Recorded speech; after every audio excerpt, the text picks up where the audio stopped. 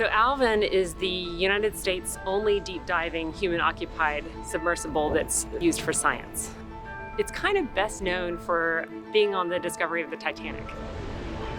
This is sort of a rare vehicle to get the chance to use. Today it's being used to study the mysteries of carbon in the ocean. Dissolved organic carbon is the largest reservoir of organic matter in the oceans. Methane in the seafloor is the most abundant form of methane on Earth. It's a massive amount of carbon, and these researchers are trying to understand how it moves through the ocean as the Earth and its waters are transformed by climate change.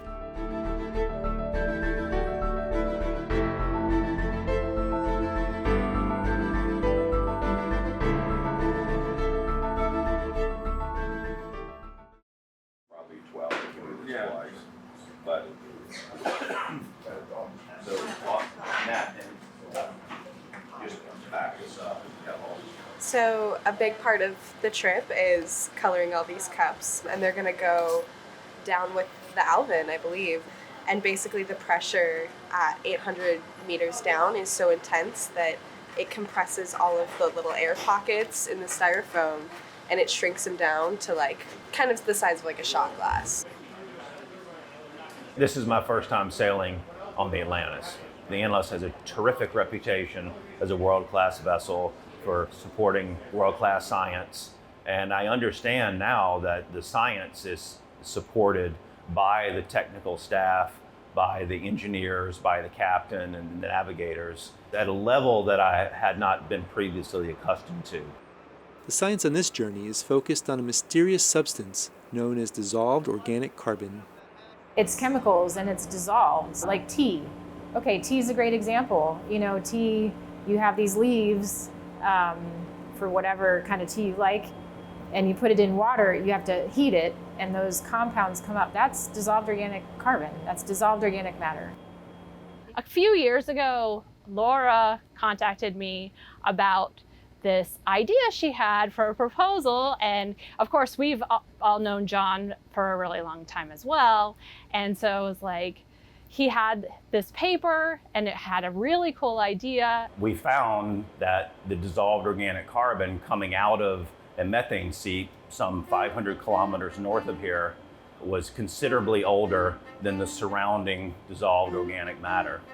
Scientists don't know the exact origins of all the DOC in the ocean or what it's made of, but the older age of DOC near seeps is a clue. Methane forms slowly, over geologic time, so these seeps are a source of older carbon that started as living things. It was organic matter in the surface, deposited down on the seafloor, and then more and more sediments pile on top of it. And as it gets pressed down, it gets converted into methane and also ethane and propane and other hydrocarbons. And that's a thermogenic gas source.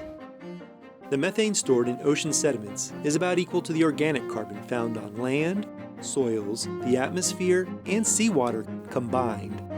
To put that in perspective, organic carbon includes all living things, all dead things that are decomposing, and chemical compounds that form from decomposing organisms, compounds such as petroleum and methane.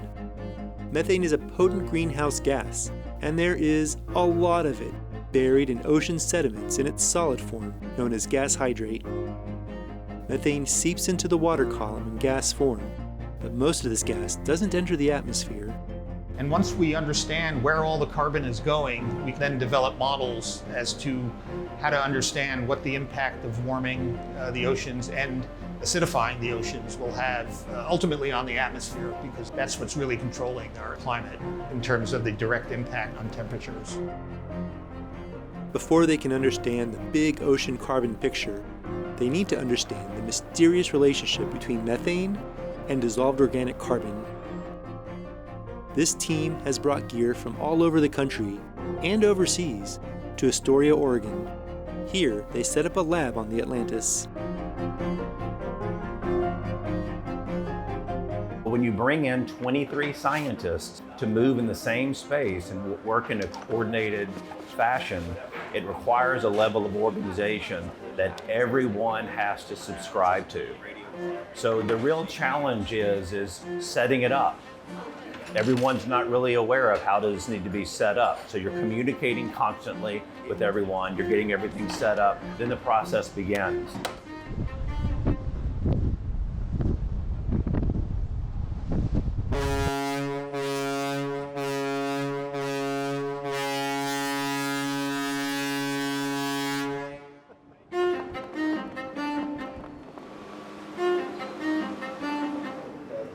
This is actually my first time on a boat. Yes, downfalls. I was sick. So it was a lot of weather, lots of swell, lots of waves going out there. People weren't feeling well. I wasn't feeling well.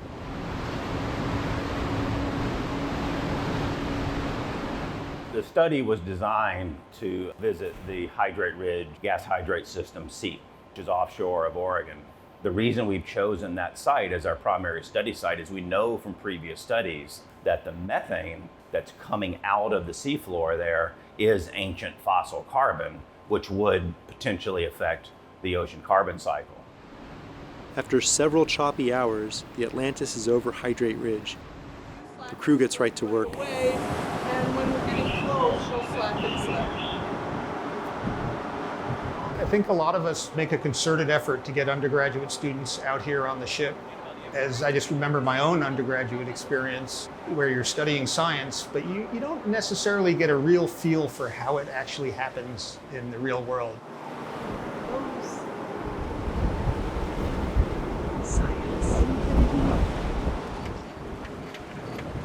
We're doing a cast here to collect water to do analysis of gas and other organic compounds in the water column. Right now we're just watching the depth get down to about 850. That's the seafloor. And then once it gets there, we'll turn it around, bring it up, and start firing bottles to open and catch the water. Bottle number 3, fired. Being out here gives you a hands-on experience. It demonstrates the successes. It demonstrates a lot of the problems and difficulties. By the time the CTD cast reached the ocean bottom, harsh waves had pushed the Atlantis over a kilometer from their target site. That's our site, and then that's where it ended up.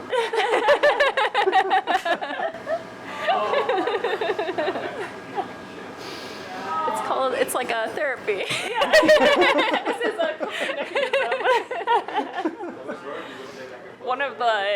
Our project name for our Google Drive is Seep Dom 2023 or bust, and I was joking that we should just circle the bust part.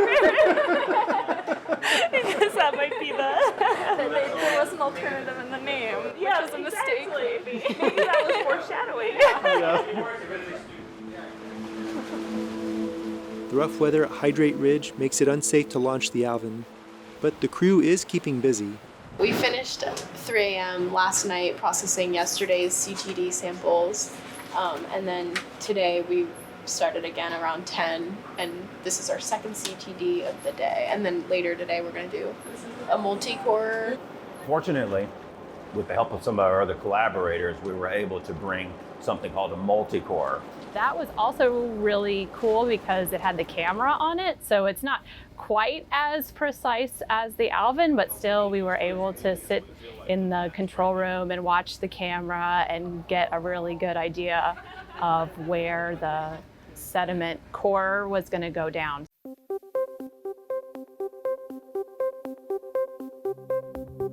The Atlantis moves the multi-core over the sea bottom as they look for signs of methane seeps. The most important thing we look for are bacterial mats, and that's a telltale sign that there's fluid or chemicals being released at the seafloor. Most microbial mats are very white. We also see an association with that, sulfitic products that may precipitate with iron that are very black. So we look for black stuff or the clams, the biota that could be there. When they find the spot, the multi-core crashes down and presses 4 tubes into the sediment.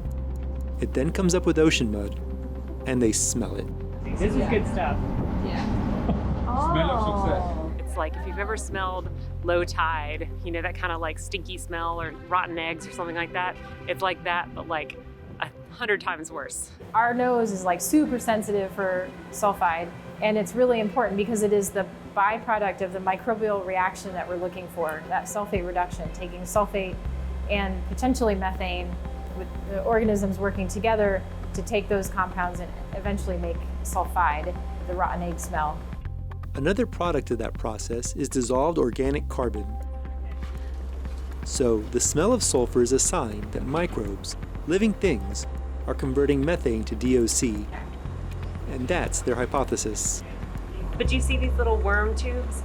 This is really living mud. This is really active stuff. This is not like seafloor abyss, nothing to eat land. This clam came up in one of the cores. It has a relationship with microbes that allows both species together to consume hydrogen sulfide. So this is an acarax. It's indicative of a kind of a low flux methane setting, and it's a little translucent, if you can see that. So this is very specific to this kind of system. With mud and water samples, they can get to work. I think so. The problem is, they keep getting knocked around by waves. This makes it hard to sample accurately.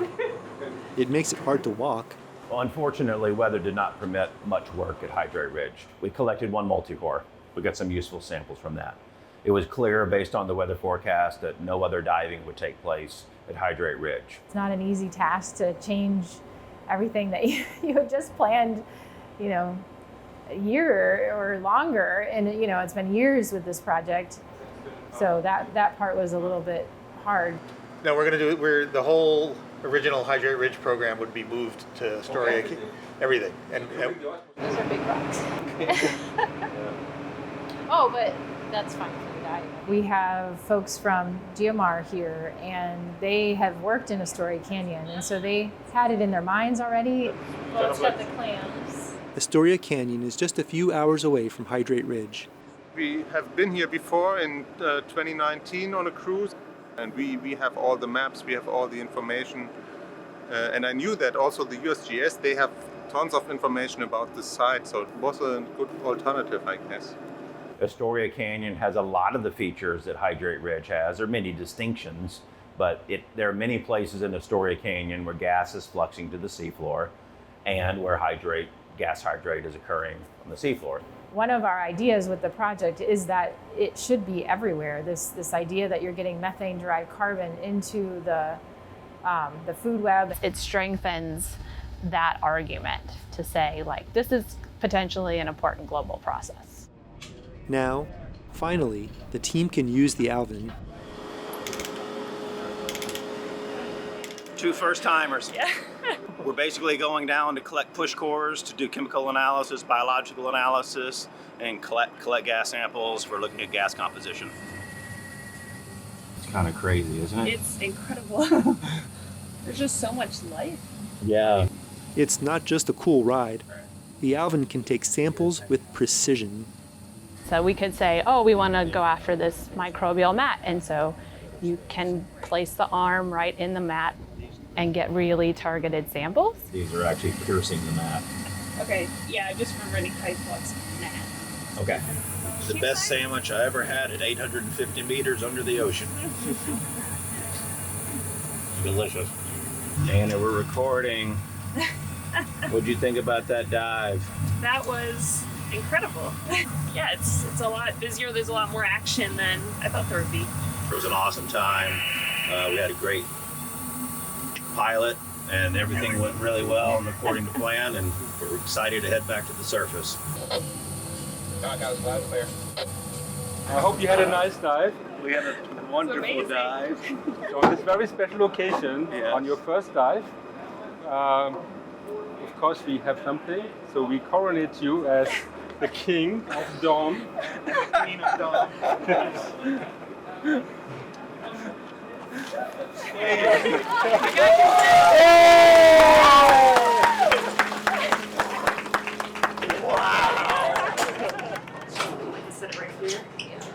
once the core comes up, we'll take it into the lab, we'll cut it into slices. Look at that. It has 3 different colors. Some of them we will take little subsamples of the sediment itself. I just took a sample of sediment from the core and I gonna preserve this at 4 degrees for maybe for doing some cultivation of microorganisms. Other pieces of core we will put into what we call a core squeezer and try and expel all the pore fluids that's in between the particles of sediment. So I am part of Squeezerville, as it has come to be known. I run the ion chromatography machine, which is what we have here on the ship. My job here is to collect hydrogen and more molecular biology. I'm involved in the isobaric gas tight sampling. What we're trying to do is measure the pH and alkalinity. Measure the methane concentrations in both the sediments that come up in the cores, water column if we needed to. My PhD is in the molecular characterization from microbial-derived molecules. It's actually hard to keep track of all of the science we're doing. It's incredible that it's branched out this far. It started from this proposal, but there are other kind of spin-off questions that come up. If methane-derived carbon is converted to VOC, can it easily be taken up by other organisms, which has implications for the food web? So that's what Ellen is interested in. There's also characterizing what it is. We really don't know that much about it, so Rachel's figuring out what that DOM is made of. When I get back to the lab, I'll be conducting incubations where I'm kind of trying to replicate what's happening at the Seep setting and seeing if that methane is converted to DOM or DOC. It's been a really collaborative and really intriguing environment to work in. We're all from different areas of the world, so this is just a really amazing experience to have everyone together on a ship like this. All that science needs samples. But the weather is too rough for an Alvin dive today. So you just found out that you're going on a dive tomorrow? Yes, if they dive. Yeah, right. Excited about that? Yes. That's like, it's like one of my biggest career dreams, I think, to get to do something like that. So I hope it pans out. That'd be amazing.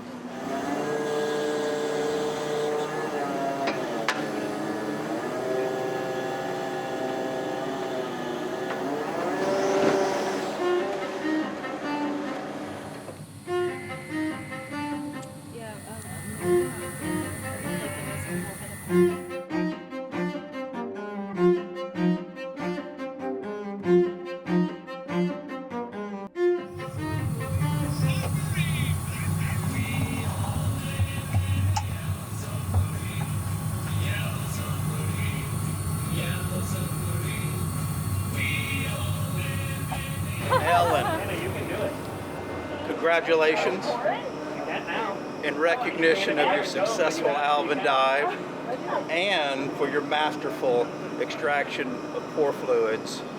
We hereby anoint you the Empress of Pore Water.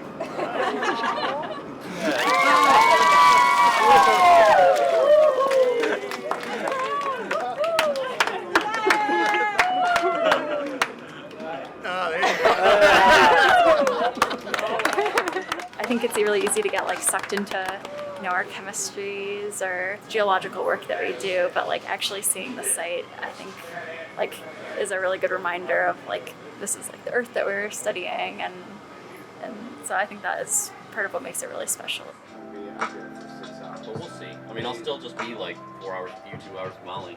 We can see the bearing to the submarine. We can see how far away. So right now it's saying it's 570 meters away from the ship at 753 meters deep. They locate sample sites using hydroacoustic data. What are they looking for? What do we want to see to identify if that's what they want for? Basically soft sediment to take a core, because if it's a strong reflection, then we're going to hit something that is not so easy to penetrate. So there's the marker, but I can't see anything, right? So if we... Today was an atypical dive. It was the weirdest thing. And we had one of the stranger experiences that I've experienced where we were actually adopted by a school of fish that actually made it a little bit challenging for us to work. Oh, great. Oh, Jesus. This is so insane. This is so insane. Oh my God. They would make such a cloud of sediment that we couldn't see anything. We couldn't even see the arm of the submarine to do anything. Oh, I did that completely blindly. But I'm waiting to see what it looks like because I can't see it anymore. I do not have a ton of dive experience, but the people who have a lot of dive experience are the pilots.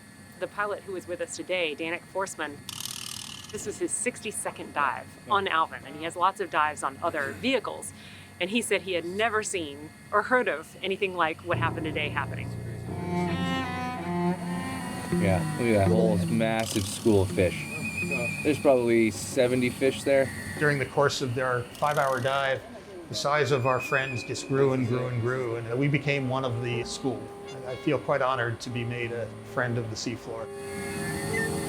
Oh, I see an outcrop to the right. Big one. Oh, yeah. Vertical. Nice, there we go. We were diving in an area with extreme topography. There were these very large carbonate structures that form these very steep ridges, almost vertical ridges. And that's a product of the methane reaching the seafloor, and then it's oxidized, converted to carbon dioxide, and actually forms a mineral known as calcite that forms these very large structures. So it was sort of just rugged terrain. These sablefish are a commercially important seafood species. They spend time near methane seeps, and they eat. But there's a lot we don't know about the food web around these seeps. When microbes convert methane to DOC, that DOC enters the food web. It feeds small things like microbes and plankton, and the things that eat them, and on up the food web. Oh my God, yeah, look at this, this is nuts.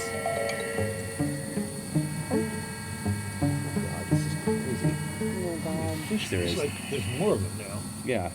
Oh my God. We've just gone up. I think what happened is we've gone up, attracted every single fish, and brought it around with us, and that's what happened. It's like throughout the day they just keep coming.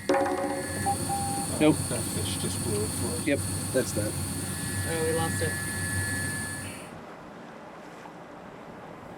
The weather at Astoria Canyon deteriorates. After 3 dives, the research team has a lot of samples and a lot of squish cups. But the fish-cursed dive is the last of the trip. The team now relies more heavily on the multicore. It's exciting because we targeted right where the gas hydrate was seen to outcrop the seafloor. And when we pulled up the multicore, we had 4 very nice cores of sediment that were bubbling. So we certainly captured the methane, and now we can use that as a marker to look for methane-derived carbon in the whole project. Yeah. Another tool lets them probe more deeply, the gravity core. I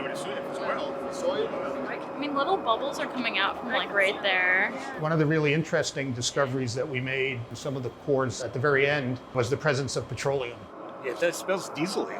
Yeah, right? We were focusing mainly on methane, and it turns out that there's what we call thermogenic hydrocarbons, and this is petroleum or crude oil. Petroleum and methane are both hydrocarbons, and they both form from dead organisms. Petroleum is older, though it doesn't come from dinosaurs, as you may have heard, and it forms deeper down.